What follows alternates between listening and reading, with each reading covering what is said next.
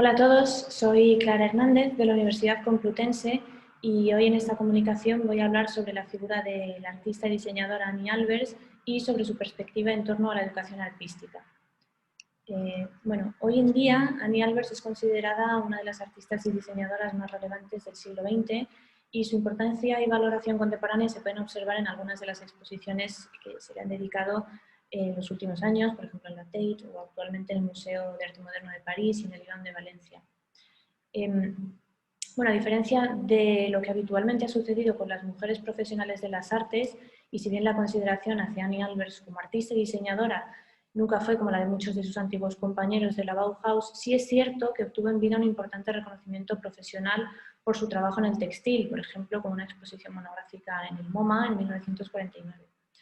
Pero además de su obra, resulta de gran interés destacar su pensamiento educativo por el valor que a través de este otorgó a las artesanías y al textil en el marco de las artes y de la estética contemporánea.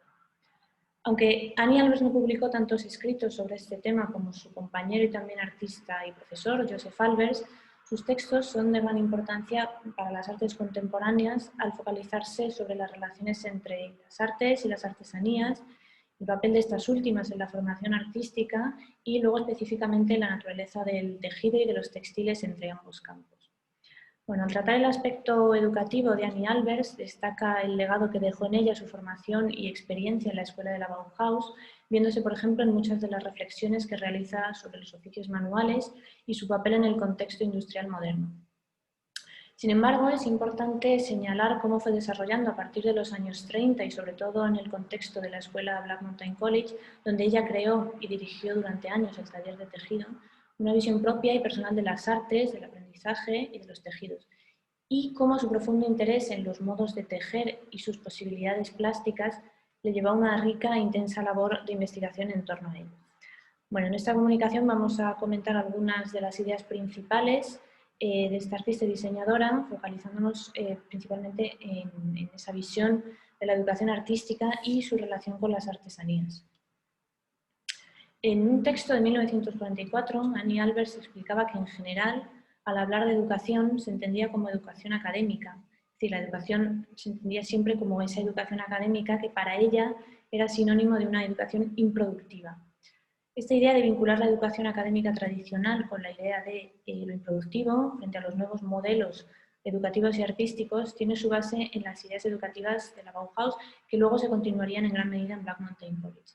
Así, Annie Albers explicaba que si queremos enseñar a hacer, a formar, tenemos que ir hacia el trabajo artístico y más específicamente hacia el trabajo artesanal como parte de este. Este punto resulta especialmente importante porque recoge ese legado de la Bauhaus en lo relativo a las artesanías y al concepto del trabajo manual en las artes. La idea del trabajo aquí implica no solo un proceso mental o intelectual a la hora de crear obras artísticas, sino también un modo distinto de percibir y de relacionarse con el entorno y con sus materiales.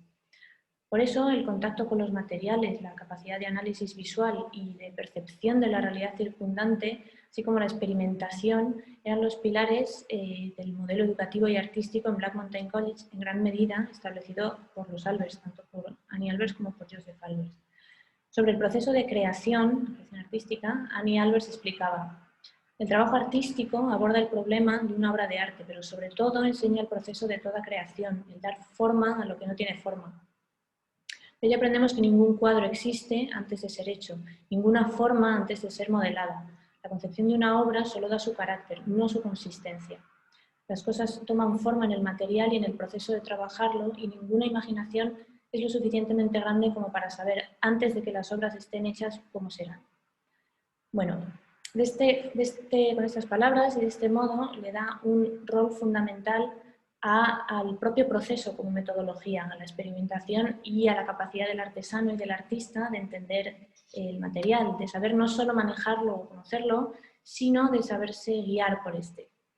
De este modo, el resultado final de la obra no puede ser concebido, no puede ser planificado, sino que la obra debe existir y se debe crear a partir del propio proceso de su creación. Por eso también explicaba que los artistas, los diseñadores y los artesanos llegan a saber el trabajo artístico que no saben realmente a dónde llegan con su obra, aunque fijen la brújula y la visión, sino que se dejan llevar al avanzar por el material y por el proceso de trabajo. Explica, tenemos planes y planos, pero la obra terminada sigue siendo una sorpresa. Aprendemos a escuchar las voces o el sí o el no de nuestro material, nuestras herramientas, nuestro tiempo. Y explica también que llegan a saber que los artesanos y los artistas que solo cuando se sienten guiados por el propio trabajo, este adquiere forma y sentido. Bueno, en este sentido, Annie Albers ensalza además la capacidad de los materiales utilizados tradicionalmente en las artesanías, precisamente por las exigencias que tienen hacia el que los utiliza y por cómo a partir de ellos se comprende mejor el proceso constructivo de las obras. También hay que recordar que Annie Albers habla muy a menudo del proceso creativo como un proceso constructivo, algo que también proviene de su experiencia en la Bauhaus y que también hace los textiles y les da un sentido arquitectónico. Explicaba Annie Albers que las bellas artes se habían especializado en unos pocos materiales, pinturas al óleo, acuarelas, arcilla, bronce, etc. Materiales que, en su modo de ver, eran obedientes. Ella destaca, por un lado, que en realidad cualquier material es válido para las bellas artes, para esa categoría, pero también destaca que aquellos en los que se han centrado las artesanías, como el trabajo en madera o el propio tejido, son materiales que se subordinan con menos facilidad. Y por ello destaca que la lucha con un material resistente nos enseña mejor una disciplina constructiva. Con esto pone de manifiesto que, que cualquier material es potencialmente un material artístico, y por ello luego veremos que ella incluye el textil tanto como material artesanal y como material artístico, y dos, que los materiales asociados a las artesanías tienen una gran capacidad educativa en tanto que es necesario conocerlos y experimentar con ellos para utilizarlos. Y esa visión, ese conocer, entender y experimentar son las bases de la educación artística para Annie Albers. En cuanto al valor de las artesanías, Annie Albers no rechaza en ningún momento el papel de la industria, ¿no? En este sentido, continúa también la visión de la Bauhaus, sobre todo a partir de Sau, tanto que entiende que la industria tiene un lugar en la sociedad contemporánea que las artesanías no pueden ocupar. Se dice que las artesanías han tenido un largo descanso, a su modo de ver y con esas palabras, porque la industria las ha sobrepasado. Y también explica, necesitamos demasiadas cosas con demasiada rapidez para que cualquier trabajo manual pueda seguir el ritmo. Las artesanías son una minoría derrotada. Bueno, pero aunque Annie Albers admita que ya no dependamos de los productos artesanales, explica que necesitamos de nuevo su contacto con la materia y su lento proceso de formación. Es decir, que aunque las artesanías no pueden ocupar social y económicamente el lugar que ocupa la producción industrial, tienen un valor esencial por su capacidad de hacer conocer y experimentar los materiales y de este modo su rol educativo. Sin embargo, la visión de Annie Albers de la industria no implica una aceptación acrítica, digamos, de la situación, porque aunque se aleje de posturas románticas que veían en las artesanías un modo de volver a la sociedad preindustrial, ¿no?, la línea de William Morris, ella es muy crítica con el papel de la industria que produce masivamente con vistas a un mero beneficio económico y no unas necesidades reales para un público que a su modo de ver consume demasiado sin valorar las consecuencias de esta situación. En esta circunstancia es muy interesante el papel, el rol que le otorga al artista y al artesano, en tanto que creadores de esa que podríamos llamar esa cultura material, ¿no? Y explica en su texto Design de 1943 que la responsabilidad del artesano o del artista puede ir aún más lejos al intentar aclarar la actitud general hacia las cosas que ya existen. Dice, dado que la producción en su conjunto está dirigida hoy en día por el interés económico, puede ser necesario el desinterés de la persona ajena, el artesano o el artista, para que seamos críticos con las consecuencias.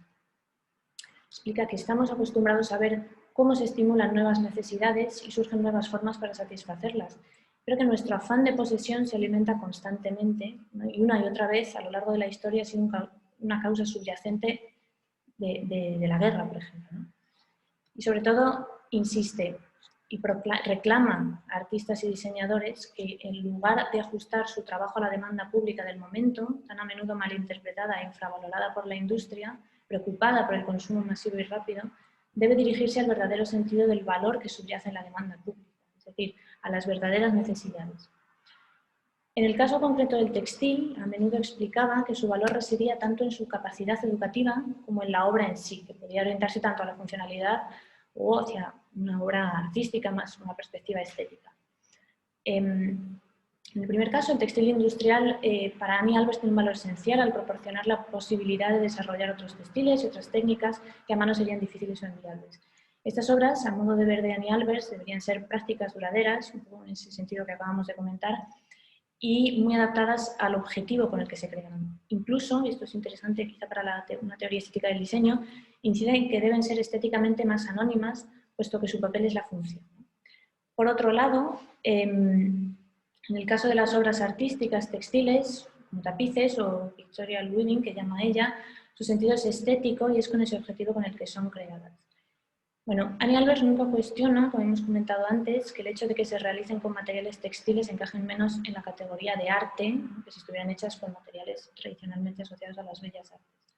Pero bueno, también creo que es significativo que Annie Albers, trabajando entre las artes y las artesanías, no discute las divisiones que se crean entre ambos ámbitos, o entre arte y diseño. Nunca desdibuja cuáles son las cualidades y objetivos de cada uno. Sin embargo, también es cierto que no pone uno por encima del otro, sino que cada uno le otorga un lugar de igual importancia para la vida humana. Pero sobre todo, como hemos comentado, le da a las artesanías un papel fundamental para la educación artística y a su vez a las artes en general y de acuerdo con la línea educativa de Black Mountain College. Es decir, para Annie Albers, según sus propias palabras, el trabajo en las artes, además de tener una función propia, puede convertirse en un instrumento de educación general. Y por ello, en su modo de ver, las artes debían tener un lugar central en el plan de estudios y todo ello partiendo de la premisa que, a su modo de ver, las artes activan la imaginación y la inventiva y el sentido de la organización, según sus propias palabras, así como la sensibilidad de la percepción y la respuesta emocional a la forma. Es decir, las artes podían servir no solo para los artistas o para los futuros artesanos, sino para cualquier persona. Bueno, en conclusión, y ya con esto termino la intervención, podemos ver cómo Annie Albers, en lo relativo a la educación artística, recoge el legado de la Bauhaus al reflexionar sobre el papel del trabajo en las artes, de las artesanías y la industria, pero además, creo que esto es importante, continúa su investigación y su análisis sobre ello y lo incorpora al contexto de Black Mountain College, contribuyendo, desde su experiencia docente, a esta comunidad artística y educativa. Bueno, muchas gracias por haberme escuchado. Espero que os haya resultado interesante y un saludo a todos.